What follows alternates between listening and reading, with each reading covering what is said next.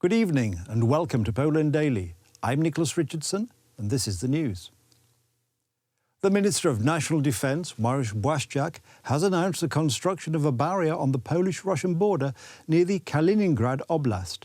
The construction will be completed in the middle of next year and will cost over 350 million zloty.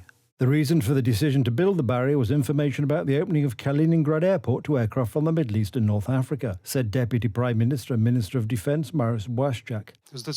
I have decided to take measures that will strengthen security on Poland's border with Kaliningrad region by sealing the border. The barrier will be 2.5 meters tall and will consist of 3 rows of razor wire. 3 layers that will allow us to build a temporary barrier like the one we had on the Polish-Belarusian border.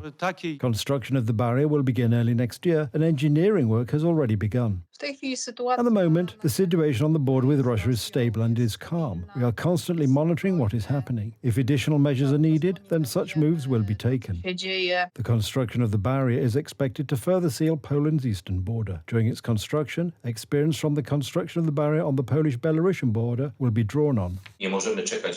We can't wait until it happens only to try to anticipate it. If it is necessary to impose martial law, it will be done. If it is necessary to build a barrier like the one on the Belarusian border, it will also be done.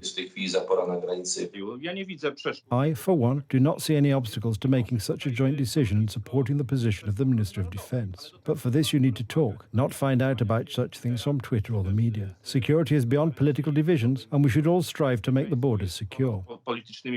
Construction of the barrier on the Polish-Belarusian border began in January 2022 and will be completed later this month. Work on the electronic barrier will be completed by the end of November. We want Poland's eastern border with Belarus to be the safest external border of the European Union.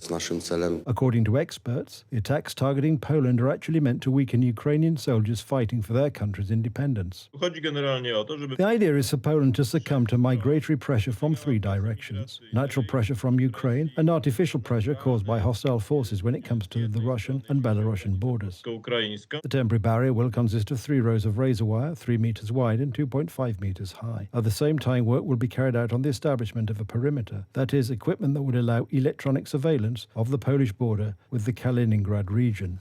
The government has adopted a resolution on nuclear power plants in Poland. The first will be built by Westinghouse using American technology, Prime Minister Mateusz Morawiecki announced. According to the schedule, construction will start in 2026 and in 2033 the first unit will start operating.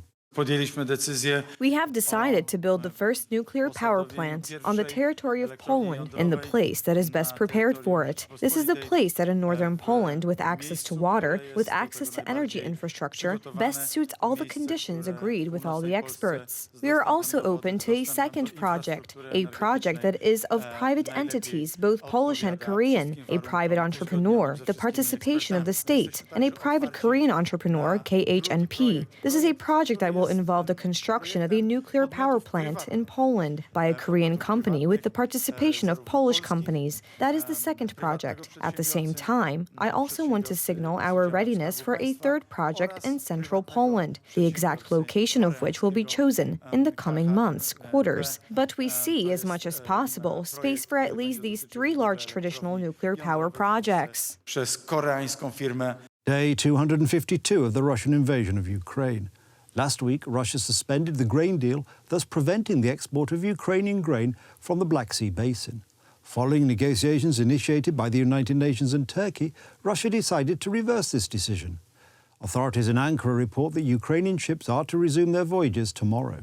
The agreement was broken after Saturday's attack on 2 Russian ships stationed in the port of Sevastopol. Moscow changed its position after Kiev gave an assurance that the humanitarian corridor would not be used for military purposes. Meanwhile, in the opinion of experts, the attack did not violate the provisions of international war law. As agreed, concrete steps are needed to remove obstacles to the export of Russian grain and fertilizers. The whole world, especially underdeveloped and developing countries, need these products from both Ukraine and Russia. Tüm dünyanın, özellikle de Currently, Ukrainian ships leave ports mainly thanks to the cooperation of the United Nations and Turkey. However, in wartime conditions, keeping the trade corridor open is a big challenge. Russia must understand that any attempt to disrupt the export of our agricultural products will meet with a firm response from our allies. It is literally a matter of life and death for tens of millions of people. Russia fired another set of missiles at Ukrainian cities on Monday. Russian attacks on Ukraine's critical infrastructure have disrupted water and electricity supplies throughout the country. Without access to the media, it is difficult for Ukrainians to remain optimistic, which plays a key role in fending off the enemy. Only the strongest remained. Those who voted in favor of Russia simply walked away. Something is holding me back. I find myself in a difficult situation. I'm having a breakdown. What would I do with my dog? I often watch those who leave. I understand them. I don't want to hear all the noise myself. Here you can hear explosions all the time. The United States government intends to deliver more air defense systems to Ukraine. Russia has launched nearly 100 missiles attacking Ukraine's water and energy supplies. With temperatures dropping, these Russian attacks aimed at exacerbating human suffering are particularly heinous. The European Union, on the other hand, is working on delivering equipment to Ukraine to repair the damage to the energy system. Currently, spare parts are mostly missing in Ukraine. Solving this problem is a priority among the tasks of the European Union energy committees. I'm making all efforts to increase financial, technical, and also practical help. This has to come from the EU, from our institutions, from our member states, but also from our international partners. Due to the continuing counter-offensive of the Ukrainian forces in the south, the Russian army is preparing to defend occupied Kherson. Witnesses say that the local authorities are considering blowing up the dam in nearby Nova Kakhovka, which damage will flood the area and thus make it difficult for the Ukrainians to continue their counter-offensive. I remember about a week ago when the authorities ordered a mass evacuation. Officials constantly warn of the upcoming Ukrainian offensive. Apparently, in connection with it, some areas in the area are to be flooded. They caused a panic and therefore many began to flee. These warnings are not enough to force me to leave. I will stay here until the very end. If they flood the area, it's difficult. They'll bury me here because my ancestors are here also. I will stay here until the very end. Meanwhile, according to experts, the capture of Kherson will be extremely difficult and will expose Ukrainian troops to serious losses. A better solution would be to cut off the Russian troops in the city by encircling it. Ukrainians have a choice to either attack and retake the territory lost on the right bank of the Dnieper, but they also have an alternative. I believe that from a strategic point of view, it would be a better solution to attack in the direction of Nova Kakhovka, there gaining bridgeheads and possibly developing the initiative and attacking in a southern direction towards the Crimea.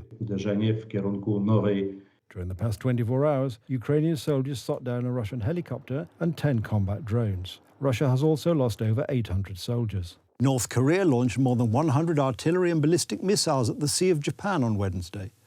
For the first time since the end of the Korean War in 1953, Pyongyang ballistic missiles fell off the coast of South Korea. Early today, South Korea's military said it fired 3 air-to-ground missiles towards the north of its maritime border with North Korea, in response to the North's missile launches, including one which landed less than 60 kilometers off South Korea's coast. President Yoon Suk-yeol immediately convened an emergency National Security Council meeting. He was briefed on the matter and ordered a stern response quickly so that North Korea would pay the price. So our military fired 3 air-to-ground missiles.